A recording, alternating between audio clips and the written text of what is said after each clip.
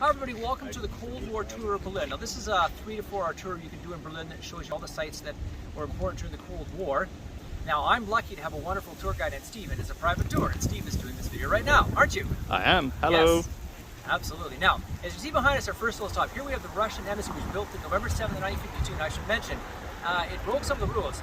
First thing they said, in those days, we were not supposed to have a garden in front. You can see there's one right there. And also, you were not supposed to go more than 4 stories high. You can see they got that little tower up there. So they broke 2 rules right there. Now you can see it goes way over there.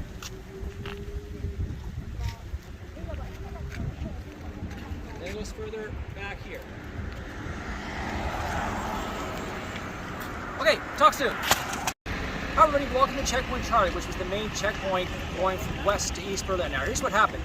This was a checkpoint where people who were non-Germans, foreigners, were allowed to come through here. They had to check through here, and it took a while to get through. It could take an hour because you had to go through these zigzags, and you had to park your car in a certain area. Now this car was parked right over here, right where these buildings are here. It was, back in those days, it was a parking lot.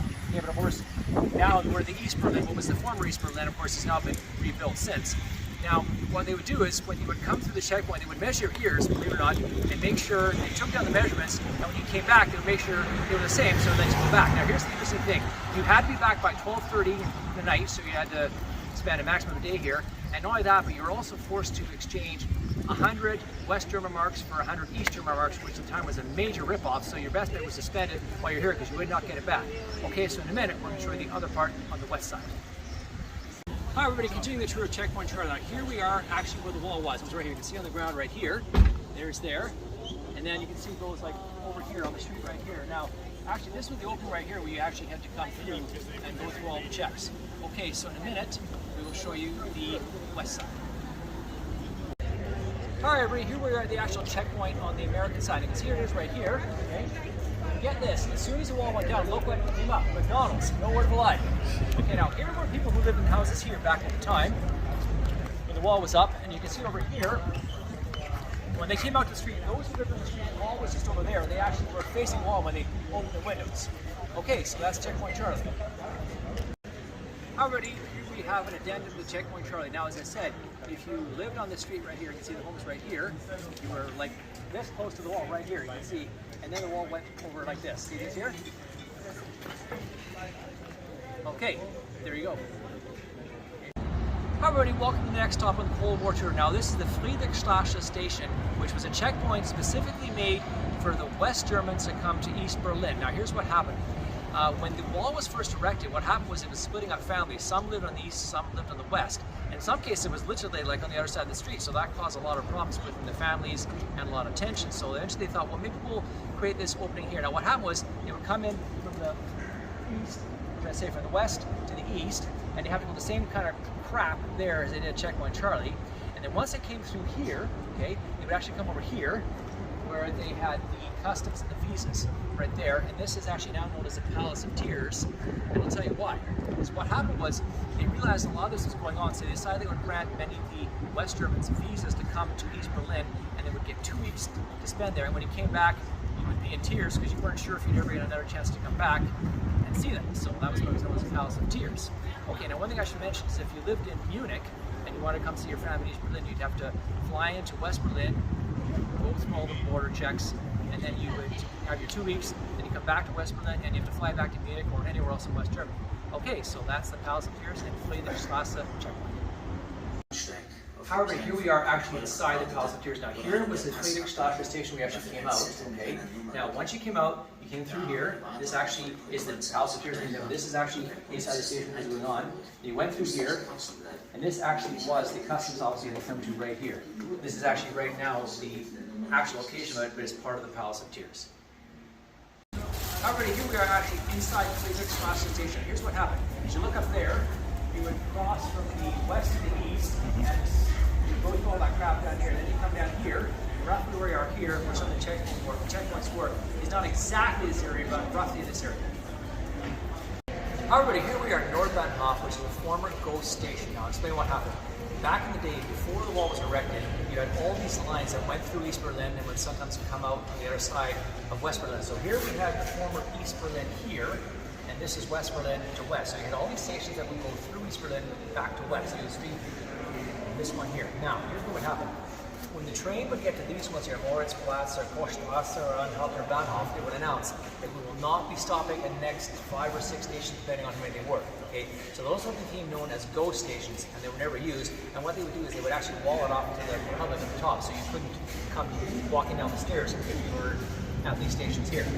Okay, so that's what happened. They became as go stations. Now, ever since the walls come down, they reopened them, and they're actually now functional. This is one of them that's now functional as well. Now, if you look over here, got some pictures of the old GO station, what they used to look like. Okay. All right, in a minute we're going to get on this train and we'll show you how functional it is today. All right, everybody, here we are at the actual train part of Nordbahnhof. Now you can see it's very much functional today. Over here, and it goes way over here. Train here. There's one on the other side as well. Okay, so there you go. Hi everybody, welcome to the next stop of the tour. Now this was the French district of the West Berlin back in the day. Now this is the old remnants of the wall right here. Okay, the wall was right here, and it went through the street right there. Okay, now here's what happened. We're in the area that was known as the death trap. Now there actually were two walls. Now what happened was an area between the two walls where if you're trying to escape, you'd be shot at, because apparently it was heavily guarded. It guards every 300 meters, and they would give you specific instructions to shoot at you if you try to get through. Now, the old wall was up here, went up this way here. Here we're in the death trap area. Okay? And then over here, this was the wall towards the east over here. Now I need to mention, as we all know, many people tried to escape from the east to the west. So one rule they passed was that if you lived in a house like that one right there, you were not allowed to own a ladder because they thought you might be trying to escape. So if you wanted a light bulb switch, you had to call somebody, an electrician or something like that, and they would do it for you. Everybody, slight clarification. I said earlier it was a death trap. It's actually called the death strip. Okay, so just let me clarify that. Although in a way it was a death trap, but it was firstly known as the death strip. Now, here's what happened. When they built this part here, we're in the death strip right now. This used to be a cemetery. Now, if you look right here, this was the wall of the cemetery here. And once they built a little communications cable right here, okay? And then what you see right here, these are lights. This area was lit up 24/7, so these are lights so they can see what's going on. And now if you look over here, part of the cemetery is over there as well. Okay, so talk soon.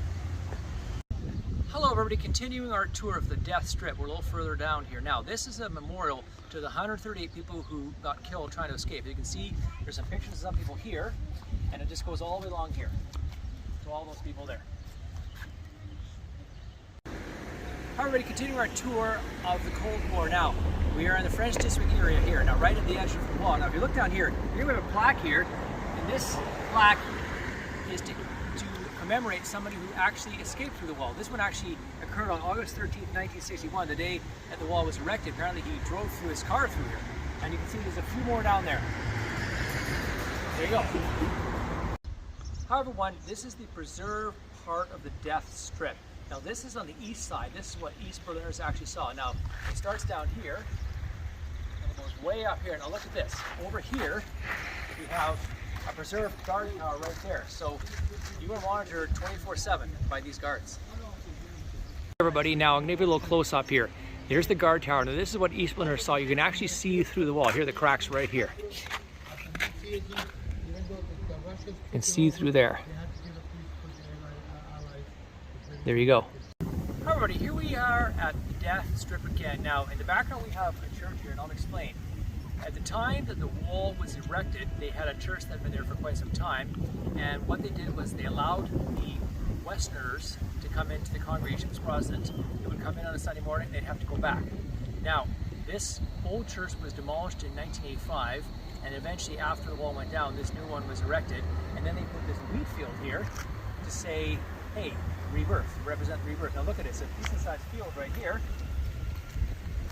and hey, it almost looks like the prairies, Alberta, Saskatchewan, wheat. Okay, now over here, you can see the cross that was on the old church right there. Talk soon. Alright, continuing our tour of the death strip. Now, if you can see right here, this is the outline of what the old church was like. This is where it was located. Okay, now in here, you have some bells, there were old church stored in there. Now in the background here, we have a little area that's like a pavilion if you want. That's where some of the old homes were before the death strip was created. And wall there was essentially the old wall of the older homes. Everyone, here we are at the last stop on the Cold War II. Now here we have what's known as Tunnel 57. Now here's what happened. There was an East Berliner who escaped to West Berlin on a forged Swiss passport. Now he had a bunch of friends that were engineering students in West Berlin. And what he persuaded them to do was to dig a tunnel starting at those houses back there, roughly there, and they dug it 30 feet down below the ground and extended for 500 feet through what you see here, all these plaques here, right over here. And they came all the way over there to about maybe 2 buildings behind there. Now, it actually came out at an outhouse in East Berlin. Now, what happened was he told that to a lot of friends in East Berlin, and they came up to the outhouse and gave a code word. If it was the right code word, they were let through. Now, this went on for 2 days, and apparently 57 people got through, but apparently what happened was the guards, the East German guards, got suspicious that people were going to this outhouse and not coming out. What's going on? So eventually they investigated, found out what was going on, and the whole operation was shut down. Okay, so now that's the last part of the Cold War tour. So if you enjoyed it, why not subscribe to my channel and come check it out.